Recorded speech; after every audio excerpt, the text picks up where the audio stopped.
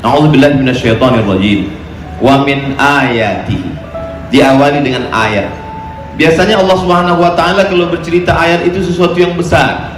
Inna fi khalqis samawati wal ardi wa ikhtilafil laili wan nahari la ayat. Biasanya Allah kalau bercerita tentang ayat itu sesuatu yang besar. Manamukum bil laili ayat, wa ikhtilafu alwanikum wa alsinatikum ayat. Tapi kali ini Allah bercerita tentang ayat pada makhluk yang kecil. Apa maknanya? Allah ingin sejajarkan sepasang mempelai ini dengan makhluk-makhluknya yang lain, dan kita ingin memandang pasangan sebagai sesuatu yang besar. Wa min ayat, karena banyak orang memandang pasangan kecil, meremehkan, menyepelekan. Maka Allah tekankan wa min ayatihi. Poin yang kedua, an khalaqalakum, pasanganmu itu diciptakan Allah. Allah yang menciptakan dia, Allah yang menuliskan, dan Allah yang menetapkan, Allah mentakdirkan. Karena sekarang banyak orang ketika ditanya, itu pasangan kamu? Iya. Gimana dulu bisa ketemu? Oh, telepon salah sambung. Bahwa ini adalah skenario Allah Subhanahu wa ta'ala. An khalaqa, bahwa dia adalah pasangan yang diciptakan Allah Subhanahu wa ta'ala. Wa min ayatihi an khalaqalakum min anfusikum, dari dirimu sendiri. Poin yang ketiga, ini menafikan bahwa manusia menikah dengan jin, karena di situ disebutkan min anfusikum, dari jenis dirimu sendiri, yaitu dari jenis manusia. Karena ada beberapa pertanyaan, kadang saya kalau habis tausiah, saya katakan kepada jamaah, silakan bertanya, tolong pertanyaannya yang kira-kira menambah ilmu dan amal soleh. Karena ada juga jamaah itu pertanyaannya, Ustadz gimana caranya mau menikah dengan jin? Saya bilang yang gadis saja masih banyak yang jomblo, kenapa kamu cari jin? Selamatkan saja dulu yang ada itu. Pertanyaan jamaah tidak menambah iman, tidak menambah amal soleh, hanya sekedar mengungkapkan keingintahuan saja. Maka sesungguhnya ilmu baru disebut sebagai amal ketika dia bersanding dengan perbuatan. Maka Nabi Allah SWT mengatakan illal ladzina amanu wa amilus solihati, man amana wa amila amalan solihah. Hari ini kita melihat ilmu para ustaz dan ustazah dan amal soleh. Wa min ayatihi an khalaqalakum min anfusikum. Poin yang keempat, azwajan, pasangan. Yang namanya pasangan pasti tidak sama. Pasangan sendal ada kanan ada kiri. Kalau sama-sama pasangan itu, kalau sama-sama kiri, itu namanya bukan pasangan. Tapi kalau santri itu kalau sama-sama kiri, pulang dari masjid sendalnya hilang sebelah. Yang namanya pasangan pasti ada perbedaan.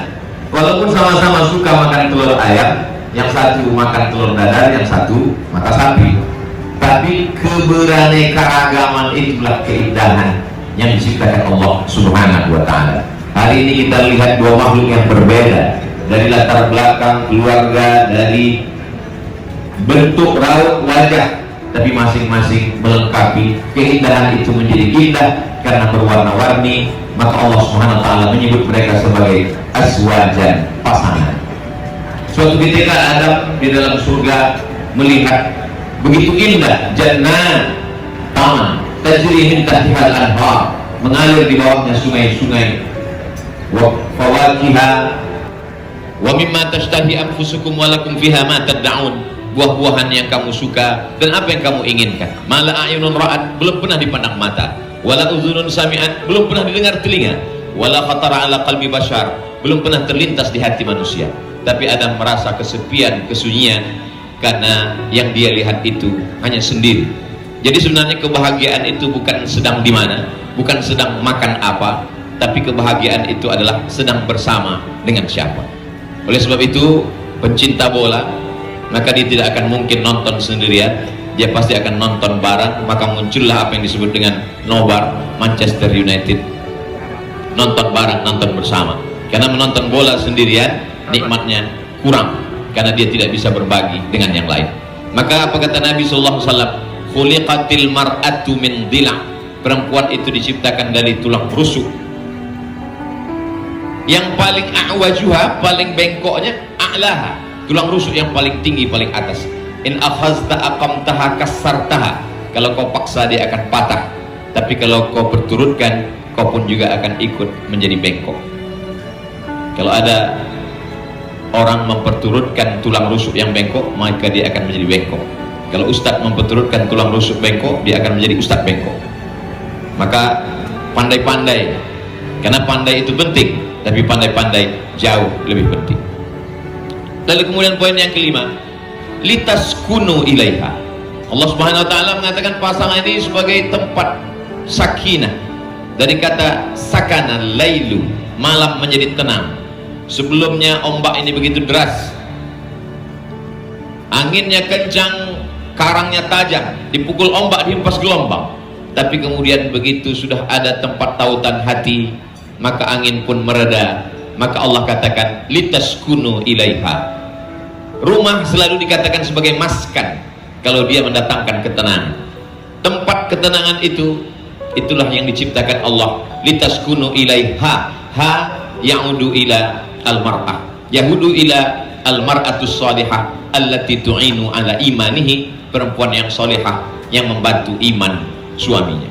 Makanya dalam hadis dikatakan man tazawwaja faqad istakmala nisfal iman. Siapa yang menikah, dia sudah menyempurnakan setengah imannya. Falyattaqillaha fin nisfil baqi.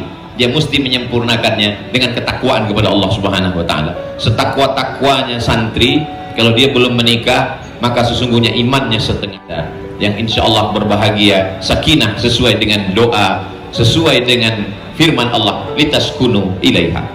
Kemudian poin berikutnya adalah waja'ala bainakum mawaddatan warahmah. Bahasa Indonesia dengan segala keterbatasannya menerjemahkan mawaddah cinta, sedangkan rahmah kasih sayang. Sehingga saya pun terkadang dulu ketika ditanya, Ustadz, apa beda mawaddah dengan rahmah? Mawaddah cinta, kalau rahmah kasih sayang. Bedanya Pak Ustadz? Cinta dan kasih sayang. Sesungguhnya mawaddah lebih melihat kepada fisik, lebih tinggi, lebih putih, lebih cantik, lebih kaya. Sedangkan rahmah menutupi segala kekurangan. Mawaddah ketertarikan kepada fisik, sedangkan rahmah melihat kepada non fisik. Kalau hari ini kita melihat orang tua kita, ayahanda kita, ibunda kita masih tetap bisa berjalan bergandeng tangan, maka sesungguhnya masih tersisa mawaddah, masih ada rahmah di dalam hati mereka. Mawaddah menampilkan fisik. Kalau pepatah kata orang Melayu, rambutnya bak mayang terurai, rambutnya bak mayang terurai, alisnya bak semut beriring, maaf bibir bak delima merekah, pipi bak pauh dilayang. Pauh artinya mangga yang dipotong sebelah. Maka begitulah indah keungkapan-ungkapan orang ketika menceritakan tentang suatu keindahan.